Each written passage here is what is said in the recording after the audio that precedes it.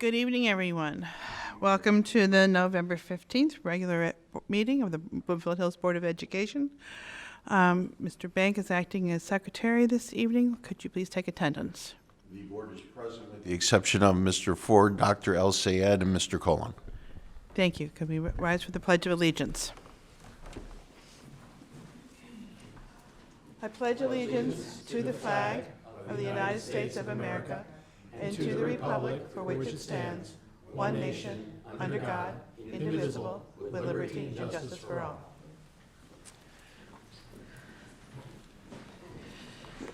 So welcome, everyone. I guess the first thing I want to say is we had a very exciting election last week in many, many respects. But right here in Bloomfield Hills, we had 4 members of the Bloomfield Hills elected for the school board. And I'd like to announce that the winners for our election was Paul Cullen, our board vice president, Mr. Howard Barron, Lisa Efros, and Jennifer Cook, who will be joining us in January. So we're looking forward to having them. So congratulations to all of you. Yes.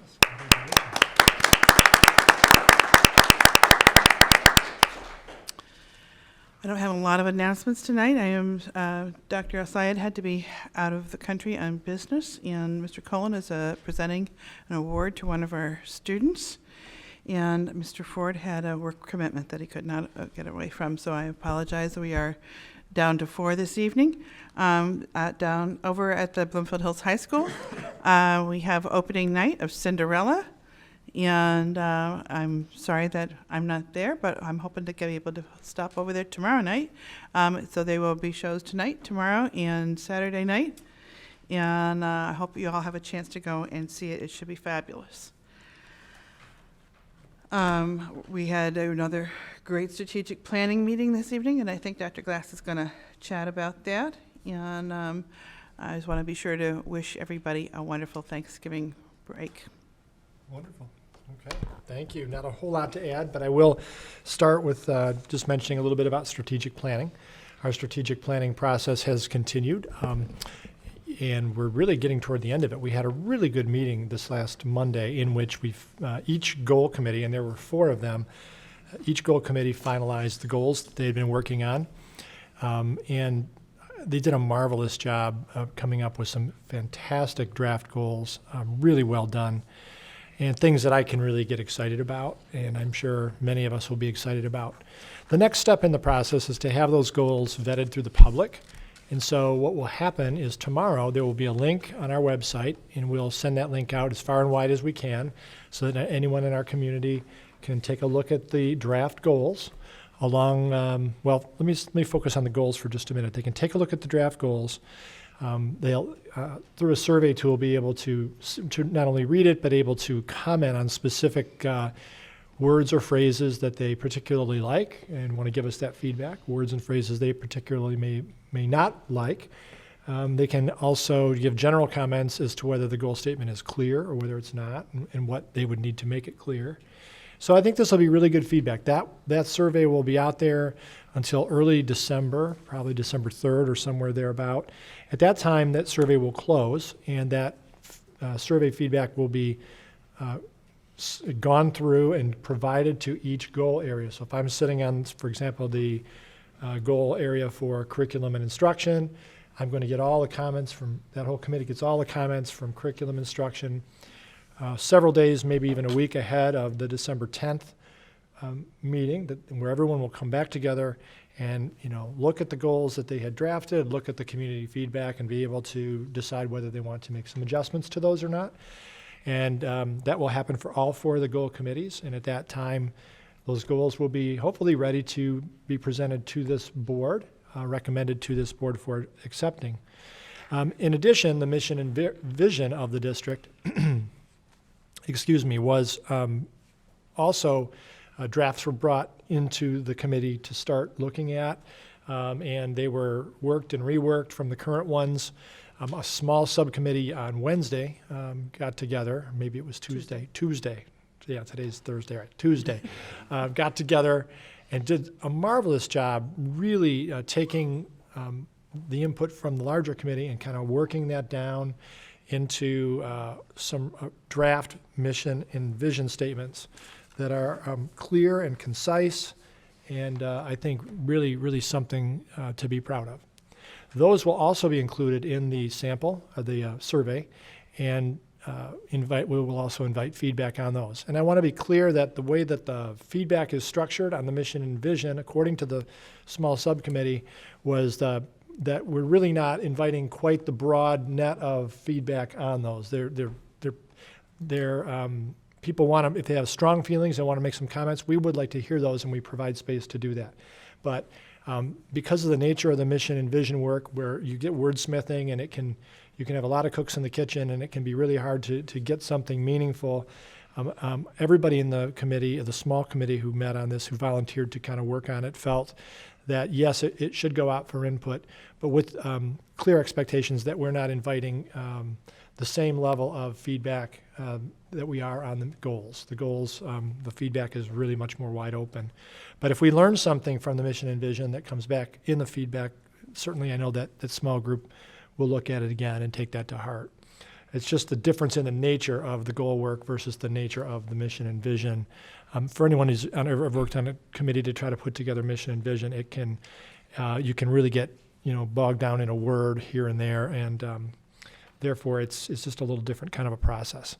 So that we're excited about. We're excited about it. It's been really 10 years since we've done this, and I think while we started out, I think admittedly the process was a little bumpy, and all that productive tension really, I think, worked. I think people came together and really talked through things as best as we could, and really started to gain some traction and momentum, and did some great work. I'm really, really proud of the committee, about 60 people who've given many days to this process. So I'm very thankful. I want to also just talk about post-election a little bit. When you get into the post-election cycle, especially where you have a lot of turnover with legislators, we are going to be reaching out to our new legislators. And I know President Van Oyen and Trustee Barron have already started reaching out and getting contact information, and we're starting to set up some meetings with our new legislators. We find that it works really well to build those relationships early. And then I'm not going to speak about this in detail, but you'll see a resolution later on tonight's agenda about lame duck, and we'll talk about that a little bit later. But also in seasons like this, when you have a lame duck period, it can be very unwieldy kind of political maneuvering going on, and it's important to be aware of what could be coming. And so we'll talk about that in a minute. And a couple of just neat experiences that I had this week that I'm really, really pleased that I got to have. Got to do some school visits in the last week or so. Vice President Colin went with me to visit Bloomfield Hills Middle School. We had a great visit. We saw some great instruction. And one of the teachers whose classroom I went into really impressed me. This teacher asked me directly for feedback when I emailed me the next day and said, "Thank you for coming to my classroom. I hope you'll feel free to share with me any feedback you saw, because I want to be the best I can be." And I was able to give her that feedback. Was certainly all positive. I was very impressed with what was going on in that classroom, and share with her some impressions, maybe some that she was expecting and maybe some that she wasn't. But it told me a lot about her character and her disposition, and I told her in my response that is the kind of attitude that we hope to cultivate, the kind of culture that we pride ourselves in and hope to cultivate here in the district. The fact that she would ask for that feedback voluntarily, if we all did that in our lives, we'd all be in a better place. And I appreciate so much that she did that. Then another visit with President Van Oyen, who came to East Hills with me yesterday. And again, saw some marvelous instruction. We got to see some of the new math materials in action. We got to observe some of the new NGSX kind of science, next generation science standards being implemented. And I was very impressed with the way that with everything that I saw. Also got to sort of assess how the building was laid out with the 4th and 5th grade sort of in a new space, and how that looks 1 year in.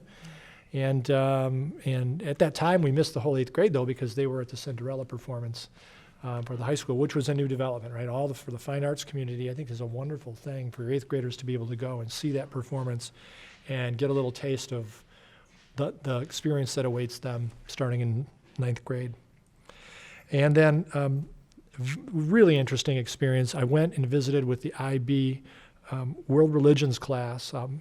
Teacher Matt McLeod invited me to go to the Bhattacharya Temple nearby as part of their experience. They visit various houses of worship and study those world religions.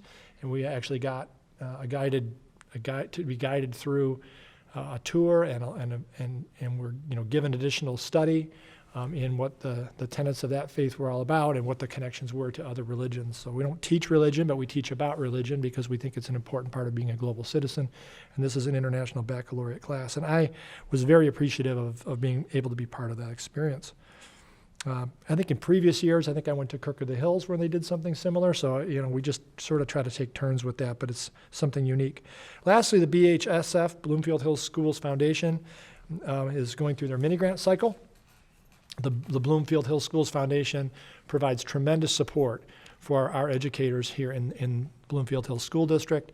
And this year is no exception with the mini grants being evaluated. We got some fantastic innovative ideas. Those were voted on this week, and the prize patrol will be going out tomorrow to award grants to the winners who wrote outstanding grants. And so we love to support our teachers, and we want you to know that this is time to consider ongoing giving for the Bloomfield Hills Schools Foundation. It is a critical element to the fabric of our community and our school community, and it really enables us to be able to do things that in tight budget times we can't always get to do. So please consider giving. If you receive anything in the mail like I did, inviting you to participate in the annual giving campaign, I hope you'll consider it. It's really important. And I'm going to close with just a note of appreciation for some of the marvelous instructional conversations that I've had the privilege of being part of this week.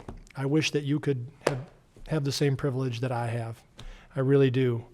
I sat in some rooms in the last couple days with at the different levels with the principals and our instructional team, and I can tell you the level of the conversation, the level of execution has never been higher in my tenure here, and it is just getting started. Thank you. That's exciting. Mhm. Thank you. Okay, I'd like to move on into our consent agenda. Mr. Bank. I move that the Board of Education approve the recommendations detailed in the consent agenda as follows. Request to approve minutes of the closed session number 1 of October 25, 2018. Request to approve minutes of the closed session number 2 of October 25, 2018. Request to approve minutes of the regular meeting of October 25, 2018. Request to approve the monthly financial reports. Request to approve the disbursement reports. Request to approve the proposed award regarding the Wing Lake battery-powered lifts, which is RFP number 1021 to Advantage Medical in the amount of $30,495 to be funded by the Center Program Fund. The request to approve the final contract payment for Mastercraft floors in the amount of $1,020. The request to approve related funding for sinking fund projects in an amount not to exceed $150,000 from the sinking fund to complete the summer projects, and a request to approve human resource actions. Can I have support? Support. Support from Mr. Pelletier. Any discussion? All in favor of the motion, please say aye. Aye. Any opposed? Motion carries. Thank you. Next up, we are going to have a special report on service standards from Shira Good. So as Shira Good is coming to start her report, I just want to remind everyone that this is a goal, a strategic goal of ours, in which we've been undertaking service standards work now for, a year and a half or more. And we have given you process reports on this periodically, so this isn't the first one. However, this is ongoing work, and I think tonight we're going to try to give you some different aspects of the work, so other than just the process. Shira? Good evening. So I'm going to give you a brief update on the service standards work in the district. Been doing this work not quite a year at this point, so we haven't had a full cycle, a full school year cycle to have some data, but I pulled some that we can look at this evening. So just a reminder of the service standards work and where we were.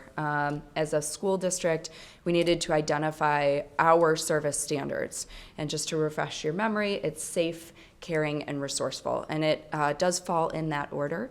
It really helps staff in their day-to-day work and to navigate the complexities of that work, keeping in mind safety first and foremost, caring, and then resourceful. Certainly, we see great service when people, process, and place collide. So when those three things are worked on and constructed and really engineered, they come together to provide excellent service within the district. So we're focused on all three of those content areas. A lot of people think of service standards as just customer service, and while that's one element of it, that's not the totality of it. As we do this work, we map the full picture, and I replaced that dotted line for you that I showed last time I was up here, because that is quite literally what it looks like. We map out the service experience as it exists. We do that very collaboratively with all parties who have any part of that process, whatever that process is.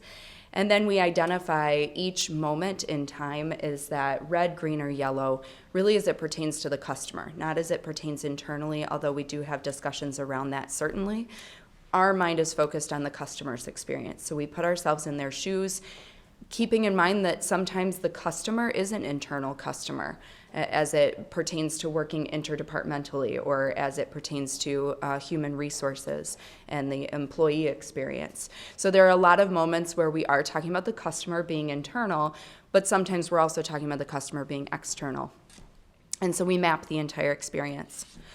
So what does that actually look like? Well, this is a kind of a snapshot of one of the sessions, and this is by no means all of what we worked on, but just a little snippet of what this can look like. So it does look kind of messy.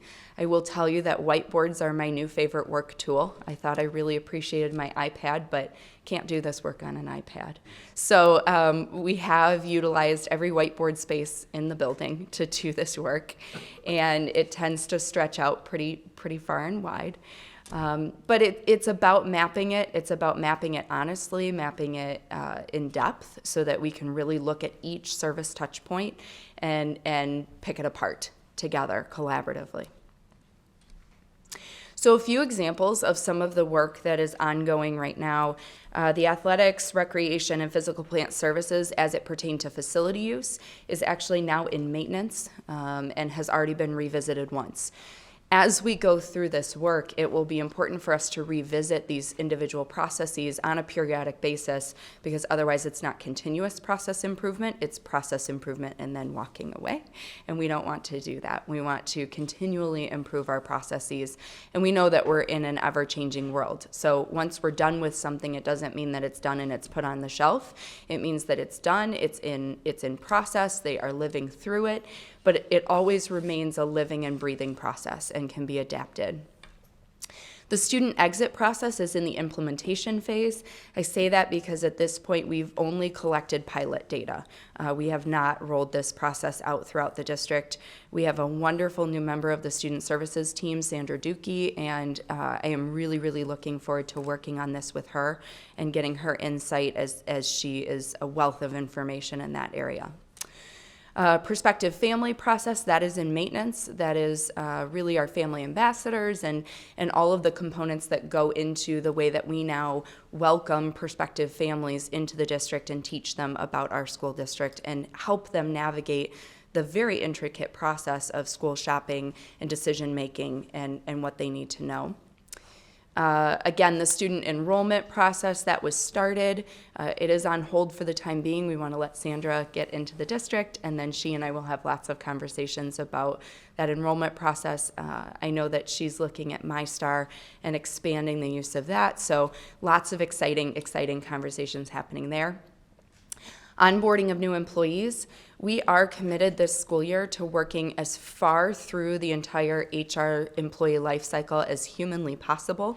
I say that because we never know, there's no timeline for this work. So you begin looking at a process, and sometimes it takes you down some of these little side roads because you realize there's another department that has a hand in the work that might not have been seen or might not have been as big as you think it was. And so now we have to do some investigation. We have to bring that department in. And so we never put a timetable on this work because I don't want anyone to feel rushed through it. Recreation has started working on how does an idea become a recreation program? How do we know that the market wants that particular program? How do we know where the price point is? All of the different things, and how are the recreation offerings supporting the instructional day? How is that embedded in our school district as a piece of who we are, as opposed to being seen as a separate entity? Because it's not. It is the school district. It is run by the school district. So working on that. And then the IA application and enrollment, Sarah Fairman and I have worked together for many years, and she approached me and was very excited about potentially revamping that. And they actually did roll that out. It is live currently. It is something that they're working on right now. And they're already seeing really great success from it, which is exciting. So I pulled this because sometimes what we have is in terms of feedback as we revamp processes or we start to look through them is not necessarily always quantitative feedback. Sometimes we only have qualitative feedback. And these are 4 points that I am particularly proud of as it pertains to the work that the family ambassadors are doing and the prospective family process, because there was a lot of feedback prior to their arrival into the district and prior to this program that was not so positive about people's first interactions with us. And we know first impressions mean everything, and you never get the chance to redo that. So this was an important piece for us as a school district to capture those families, to help guide them and navigate them through. I really liked the piece at the bottom here where it talks about we somehow managed to find and buy a house before we left Michigan, that urgency. And we feel a lot of urgency from a lot of families who do not live in Michigan, do not live in our district, and are looking at the schools and trying to navigate both a relocation and a school change. And so I think the family ambassadors, in working with relocation experts, with realtors, we now have a really nice holistic approach to handling prospective families and making sure that they have a positive experience and all of their questions get answered. We also have some really nice data now because we switched the way that we intake families right from the touch point number one. When we look at service standards, we look at what is the very first touch point that customer has with us. Now, as it pertains to families, prospective families, sometimes that very first touch point is our website, and we don't even know that they're there. So we're still working on this process. We're working on some website intercept tools that will recognize that a family's been on the website shopping or looking at certain pages and that they might be stumped because we know certain length of traffic or pages looked at indicates that a person might be somewhat lost on your website. And so we can actually pop something up and ask them if they'd like to have a conversation with a real human being, which don't we all wish sometimes when you call and it has you press this button and that button and all you want to do is talk to a live person. We want to provide that same experience. So we're working on that. So you can see here just a few factoids that we've pulled so far from implementing this process this school year. This is new this school year. So this data has only been collected since August. So not even since July, but since August. 30% heard about us from a friend. So we know that word of mouth and word of mouth marketing is still incredibly important for us as a district. So that really helps us concentrate our efforts on the communication side. 70 families anticipate enrolling their children at the start of next school year. So that's important to know as we capture those timelines of when are you planning to come. 26 families elected to be placed on our tuition waiting list as they either wait to find placement of a home within the district boundaries or have no intention of moving within the district but want their children to attend Bloomfield Hills schools. And you can see a nice little graph of the schools requested thus far as tours. So obviously Bloomfield Hills High School is the number one, but it's interesting because if you combine all three Bloomin locations, you certainly are right on par with those requests for the high school. So we can see that we have a very active and engaged, not yet school age ready population in our district that is anxious and excited to be a part of our school community. So here's just a little snippet from the IA process that was revamped. Previous to this, what we found was that the IA was collecting paper applications. Those paper applications were sorted. There was a lot of documentation that was being provided by families. There was a lot of documentation that was being provided by the child's school. There were multiple signatures that were required, and the ease of submitting an application to the IA was on the challenging side, we'll say, and certainly paper heavy. Once that paper entered the office, it was sorted. An individual file was created for each child, physical file, put into a filing cabinet to later be resurfaced if the child was lottery selected. Those who were not ultimately had to be properly discarded in accordance with all laws. And so this was a very lengthy, time-consuming process for someone to live by.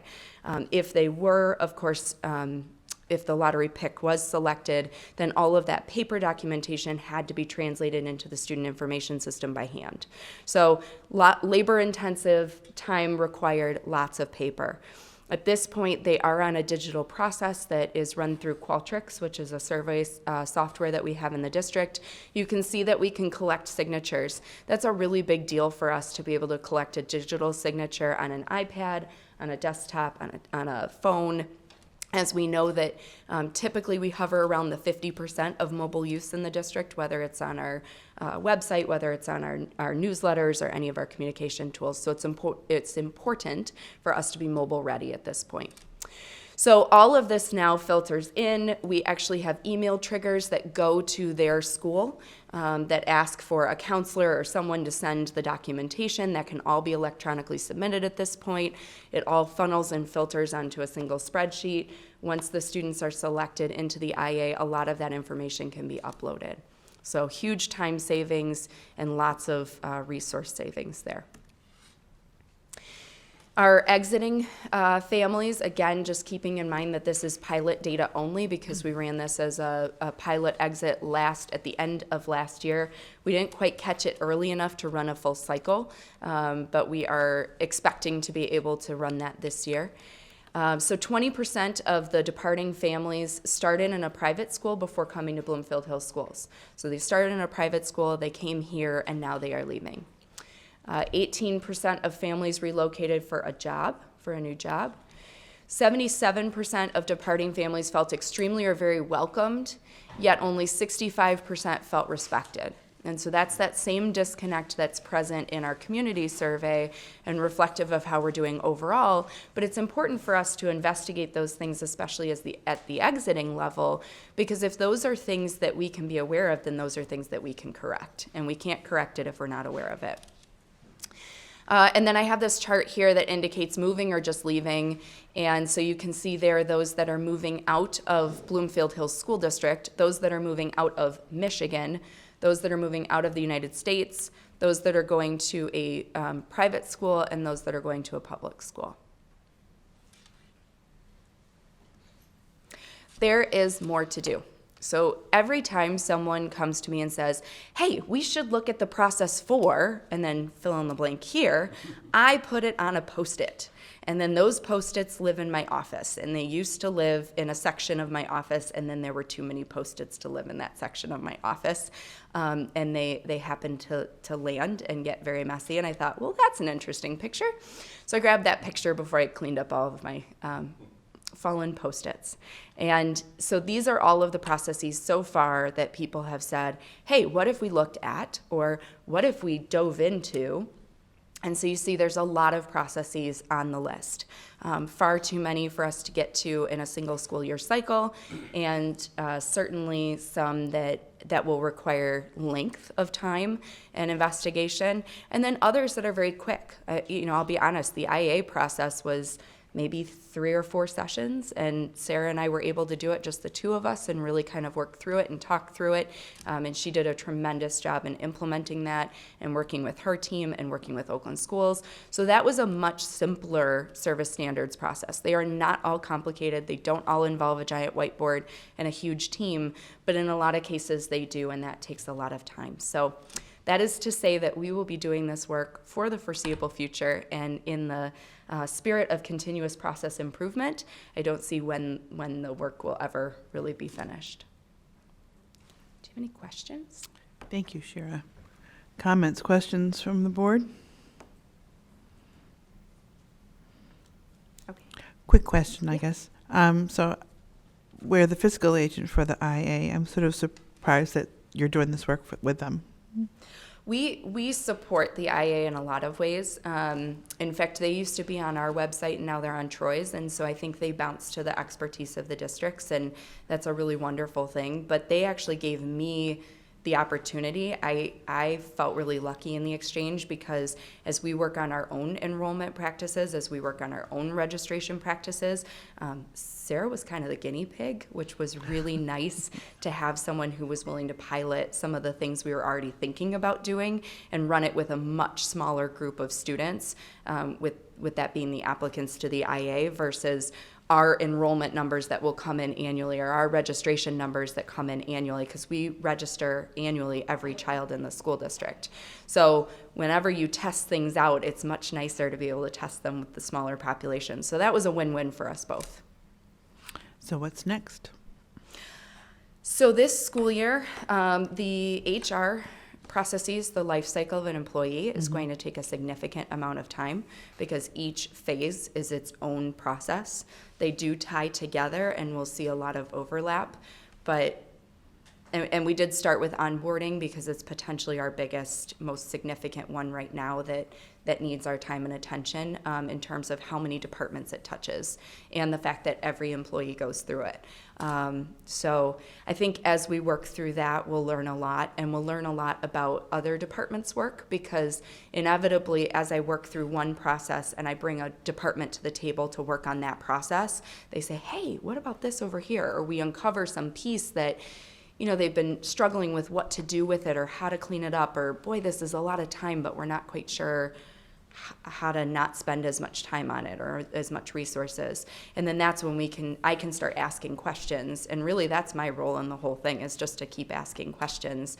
And then they surface the work and they come up with the ideas. And there's a lot of ownership of this for them, not for me. I love the work, but they own it and they work on it. And so we'll find more processes as we go. But certainly the HR is a massive focus for me right now. So when you say HR, does that also encompass the not only working directly with our employees, but also how our employees are working with our community? Right now, the HR process in terms of the life cycle is specific from the time that an employee enters our school district to the time that they exit. So, and then embedded in that would be professional development, would be the onboarding and training, would be all of those types of things. How they interface with our community might end up being other processes that we would look at in different ways, because they're going to interface with our community in many different ways. And so when we looked at specifically, say, facilities scheduling, we boiled it down to a very small group of people, that being athletics and recreation and how they were using the facilities. We did not do facility use in Bloomfield Hills schools. We did facility use in Bloomfield Hills schools by athletics and recreation, because it's just more manageable that way. And even with that small of a group, we probably met maybe 8 to 10 times, and with them each being at least an hour session and diving into all the different pieces, because there was so much to uncover and discover and then talk through, that it required that laser focus. So a lot of this work is very laser focused as opposed to more broad based. Once we clean up a lot of the laser focuses, we'll get to processes that can be embedded throughout the organization that can help dictate how community, interfaces with staff and how they interface with community. Those are things that we're always working on, but in terms of looking at that as a process, we would look at it more granular than that. Okay. Thank you. Did you say that we've begun to dig into the data around the folks who felt welcome but not necessarily respected? Yes, and so we're starting to look at that, and part of the wondering that went around that was families who exit the district and how they feel.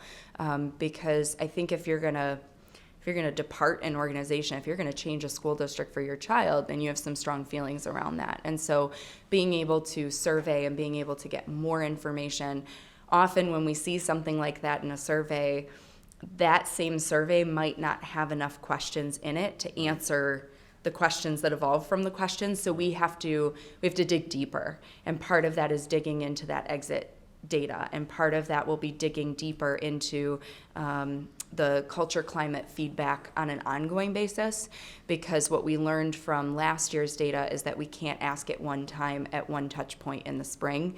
We need to start embedding pulse surveys as a part of our daily work. So our team right now is actually working on those and trying to get those ready based on questions and wondering and feedback and things that were really nice to learn where we did have the whole data to answer the question, and embedding that throughout the school year as touch points. Anybody else? Sure, thank you very much. Thank you. Thank you. Next, we'd like to move on into general discussion, and our first item is the report from the FFLA meeting of November 8th. Mark, anything you can share with us? I will be brief, since the purpose of this report is to report to the members of the board who are not on FFLA what went on at the meeting, and for the 5 people sitting at this table were It's at all the for meeting, me. and the one It's person. all for me. Okay, Well, and you thanks. know everything I'm about to say. So the one, I guess, important point for more public consumption is this. The third item on the agenda had to do with enrollment and budgeting, and it was noted, and I think we were aware of this anyway, that there's been a decrease in general fund students this year of 136 students, which is a difference of 186 from what was budgeted for, which is a decrease to the budget of $2.3 million to the negative. Right. And that is something that Tina and her team are in the process of working through, how to make up those funds relative to that deficit for this school year. Thank you, that's important. Next, anything else you want to say about strategic plan process? You covered it. I have to say, I really enjoyed the mission and vision conversation on Tuesday night. We had a great group of people who had a really important collaboration, I thought, in the process, and came up with a pretty rich discussion in the process. So I was really appreciated those who were able to participate in that. And I look forward to hearing the comments that we get on the work that we did. And so really thank you to everyone who's been helping us to go through that process. Anything else? So maybe this is a good time for us to sort of have a little conversation more about lame duck. Sure. So last night, Howard and I were out at Oakland Schools for our legislative committee for Oakland County School Board Association. You'll see later in the agenda we have put a resolution on, but as we look at the number of seats in our Michigan legislature that are changing over, we know that between now and the end of the legislative session, there are 12 days that are scheduled. There are a number of big issues in public education that could potentially move very, very quickly. Things in lame duck can move in just a day or two. And we have a lot of concern. We want to be sure that our legislators are thoughtful about the work that they do, and that we are really hoping to implore them to take the time, and that there's no rush to do something all of a sudden in the next few weeks. And we've had some great service from individuals who are retiring. We've got some fresh, exciting new people who are elected, and we really appreciate the opportunity to continue dialogue with them. Want to add anything there, Matt? Yeah, just to reinforce the idea that making rush decisions or engaging in policy decisions when you are when you have a group of people who are, exiting and are not going to have to live with those decisions in their current roles, and trying to make those decisions that affect the future in a profound way potentially, and then in a rush like that. And if you've seen, you know how lame duck sessions go. Things happen almost overnight. I mean, it's just not a good idea. It's not a good idea, and so that's our position, and we think it's important to communicate that position. And we aren't the only ones who feel that way. Other school districts, I believe, feel that way, and our State Board of Education feels that way, and the Tri-County Alliance for Schools, of which we are a part, feels that way. And so we would respectfully ask that legislators just hold steady till the new leadership is in place so that we can have thoughtful decisions about the future. And there's some big issues there, that they are taxation or curriculum that could have huge long-term negative effect on public education if they are not thought about very quickly. And there are some folks who are fighting on either sides, and it's better to let it be for now. So The other one is A through F school letter grading. Those are the kind of things that need some real careful discussion. Absolutely. I do not have any cards for public comment this evening. Is anybody have a blue card that they want to hand in at this time? Okay, then we will move on into our board business. So first on the agenda is to request to approve the process for selecting new board officers for January of 2019. So each year it is part of our board policy that the board has a conversation at this time to choose the method of selection and putting forward a slate for the new officers for the 2019 school year. Our policy calls for us to choose between a nominating committee that is chaired by our board vice president, and the other two officers, our secretary and treasurer, or whether the board president would talk with all of the board members. So either way, there's an opportunity for all the board members to have a voice in the selection process, but we make that decision each year about how we want to do that. And I would appreciate if a motion. Similar to what we've done the past several years, I would move that the Board of Education approve the process that the Vice President, Secretary, and Treasurer put together a slate of officers to be proposed to the board for approval for the 2019 year. Support. Support from Mr. Pelletier. Any discussion? Any further discussion on the motion? So the motion is to form a nominating committee of those three officers. All in favor of the motion, please say aye. Aye. Any opposed? We're good. We will have a nominating committee process. Next is approve the resolution regarding the real estate purchase agreement. Dr. Glass. Sure. So this is simply a document produced by our attorney who is helping us really close the agreement that would trade the two parcels of property, the parcel of property here on the edge of our current site for about 4 acres and change that would be adjacent to the E.L. Johnson Nature Center. And that, of course, that land swap has been discussed many times at this table. Mm-hmm. It is really just a legal document that allows us to move forward executing all the particulars of that. And so that is in your packet. And this resolution is really required so that we can execute the closing. I have a motion, please. Mr. Barron. I recommend that the Board of Education adopt the resolution regarding real estate purchase agreement relative to negotiation agreement with NVTN. Support. Support for Mr. Pelletier. Any discussion of the motion?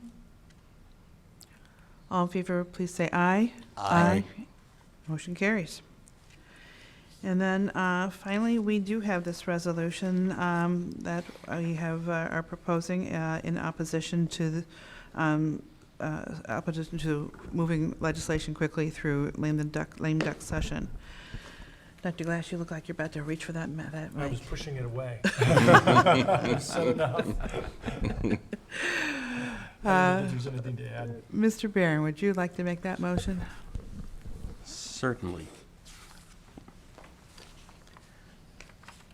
Resolution of the Bloomfield Hills School Board, opposition to school legislation created during lame duck session.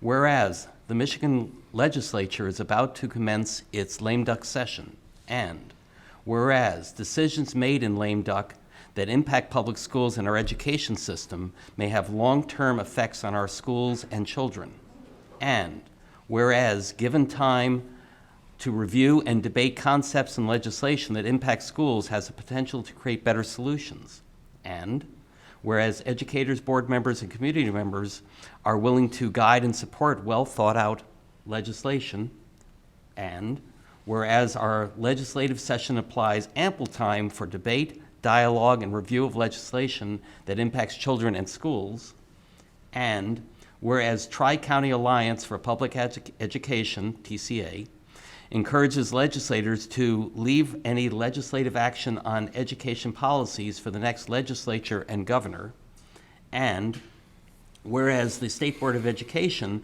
has passed a resolution supporting the aforementioned position of the Tri-County Alliance for Public Education.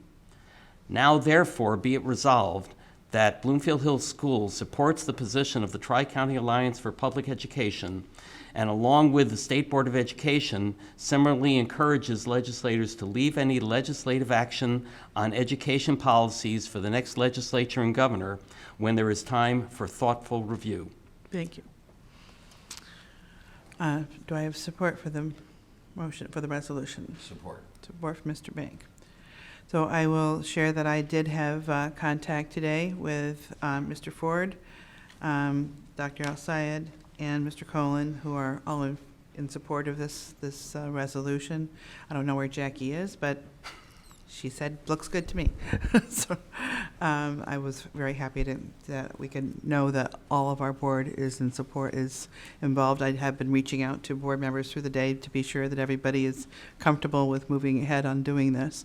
It came sort of out of very quickly out of our meeting last night, and we felt there was real urgency to do something now. That by waiting to our next board meeting, they would be halfway through lame duck, and some of the stuff that we are worried about could already have happened. If we're going to use our voice, this is the moment to do it. And so I appreciate hearing from each of you in the course of the day. Do we have any questions about it? How will this move to the legislation so that they would understand our position on it? Dr. Glass. We would immediately send this to the offices of all of our elected officials, and or make personal contacts to use that as a discussion starter to make sure they knew our position. And we would also send it to Tri-County Alliance. We would send it to potentially the governor's office. We would send it to the State Board of Education so that they knew our position. And we would send it to our lobbyist at Oakland Schools so that he could use that with anyone with whom he and she, we have two lobbyists there that Oakland Schools employs on behalf of the county. And so when they're in Lansing, they can use this as well. We will also send it to the MASB, Michigan Association of School Boards, and MASA, the Superintendent's organization, because they also lobby and influence a lot of the legislators. I did reach out to the Office of the State Board of Education to try to get the language from their meeting yesterday. And I was impressed to not only get a personal phone call and email back from their office within an hour, and then a thank you to us for picking up and carrying the message forward. So I really appreciated a very quick response and engagement. And so I will call the question. All in favor of the motion, please say aye. Aye. Motion carries. that is all that is on our agenda this evening. I do not have the name of our TV crew who is bringing us to the community this evening, but thank you to all of those involved. And I want to say happy Thanksgiving to everyone, safe travels for those who are going off to see people, and enjoy your families. Thank you. Have a safe drive. Yeah. I Thank think you. our next meeting is at the high school, correct? Next meeting is at the high school. It is. December 6th. Motion to adjourn? Move to Motion. adjourn? Second? Thank you. Thank you.